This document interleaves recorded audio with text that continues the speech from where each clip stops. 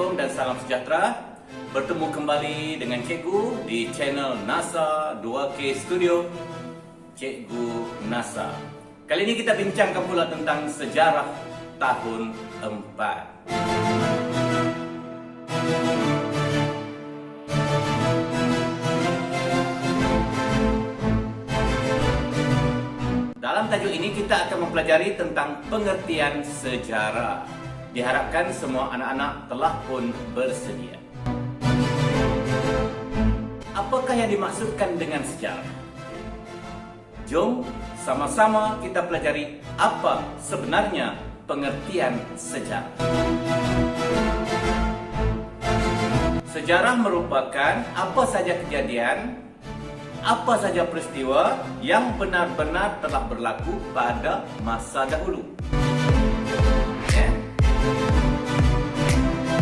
Jadi, pengertian sejarah yang lebih jelas ialah semua peristiwa yang berlaku tidak kira bila ianya telah berlaku, sama ada sebentar tadi, semalam, minggu lepas, puluhan, ratusan, ataupun ribuan tahun yang lalu. Ingat ya, peristiwa yang telah berlaku dan benar-benar berlaku pada masa itu. Manakala perkataan sejarah diambil daripada perkataan bahasa Arab, yaitu syajarah atau syajaratun, yang bermaksud pohon atau pokok. Jelas di situ sedikit tentang istilah sejarah dan pengertian. Sekarang kita lihat pula pandangan tentang maksud sejarah yang telah diberikan takrifan oleh beberapa orang sejarawan dunia dan sejarawan tempatan. Kita mulakan dengan seorang sejarawan Yunani, yaitu Herodotus. Herodotus telah membuat satu kajian berkenaan peristiwa peperangan, yaitu peperangan Parsi, yang melibatkan peperangan di antara dua tamadun. Dalam kajiannya, beliau menyatakan sebab-sebab kenapakah peperangan itu tercetus. Ini bertepatan dengan pendapat beliau, yaitu sejarah merupakan penceritaan tentang tindakan manusia dan sebab-sebab mereka melakukannya. Sejarawan kedua yang akan kita teliti pendapatnya ialah seorang sejarawan Islam, yaitu Ibnu Khaldun, atau nama sebenarnya Abdul Rahman Ibnu Muhammad, yang berasal dari Yaman. Ibnu Khaldun telah menulis sebuah buku yaitu bertajuk Muqaddimah. Dalam buku ini beliau menghuraikan maksud tamadun. Selain daripada itu, beliau juga menceritakan tentang ciri-ciri tamadun yang beliau temui dalam kajian. Bertepatanlah dengan pendapatnya tentang maksud sejarah, yaitu sejarah membicarakan peradaban manusia dan perubahan yang berlaku. Sudah pun dua sejarawan yang kita teliti pendapat mereka. Kita pergi ke sejarawan yang ketiga.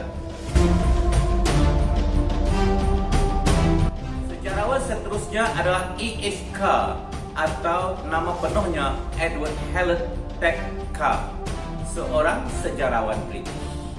Beliau terkenal dengan tulisannya tentang hubungan antara bangsa, terutamanya The 20 Years Crisis, dan dengan bukunya What is History. Beliau menyatakan bahawa sejarah ialah satu proses interaksi antara masa kini dengan masa lampau. Okey, jelas? Baik. Seterusnya kita tinjau pula pendapat dari sejarawan tempatan. Profesor Emeritus Tan Sri Dr. Hu Keng Kim adalah sejarawan Malaysia. Beliau seorang ahli sejarawan terkemuka di Malaysia dan mendapat kehormatan emeritus dari Universiti Malaya. Beliau dilahirkan di Kampar, Perak. Cuba kamu cari dalam kamus, apakah yang dimaksudkan dengan emeritus itu? Ya, boleh ya? Untuk makluman, Profesor Emeritus Tan Sri Koo Keng Kim juga merupakan salah seorang pengarang rukun negara Malaysia. Beliau menyatakan, sejarah merujuk peristiwa yang pernah atau sudah berlalu. Seorang lagi sejarawan tempatan Malaysia ialah Dr. Muhammad Yusof bin Ibrahim. Beliau juga merupakan seorang penulis buku ilmu sejarah, falsafah, pengertian, kaedah, dan pensejarahan.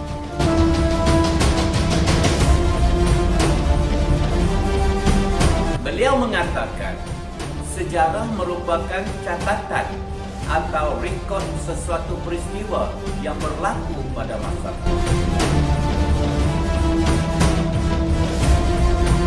Kita telah meneliti 5 pandangan daripada 5 sejarawan tentang maksud dan pengertian sejarah. Terdapat persamaan dan sedikit perbezaan antara pendapat-pendapat mereka. Di sini dapatlah kita simpulkan bahawa sejarah melibatkan tindakan manusia, perubahan dan catatan sesuatu peristiwa yang berlaku pada masa dahulu. Sejarah juga memberi iktibar dan teladan kepada kehidupan manusia. Sejarah juga adalah satu peristiwa yang benar-benar berlaku pada masa dahulu. Selain itu, sejarah juga merupakan satu penceritaan semula tentang sesuatu peristiwa yang telah berlaku sebelum itu.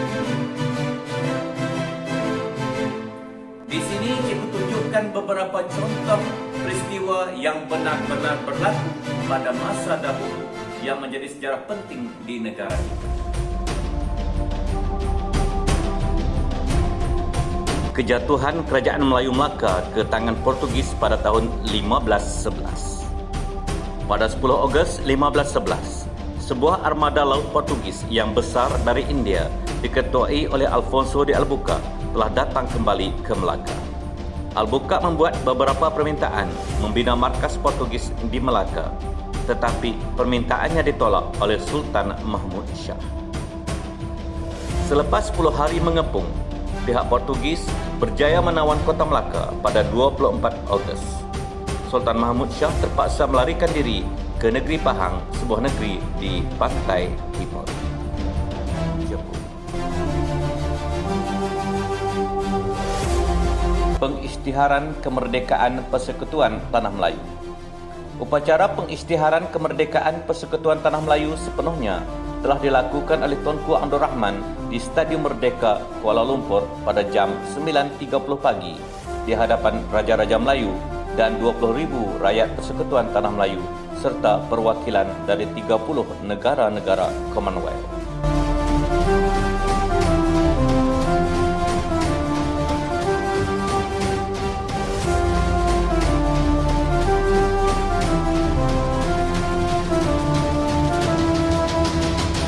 Di akhir pengisytiharan tersebut, Tuanku telah meneriakkan merdeka sebanyak 7 kali dan disambut dengan bergemuruh oleh rakyat yang hadir.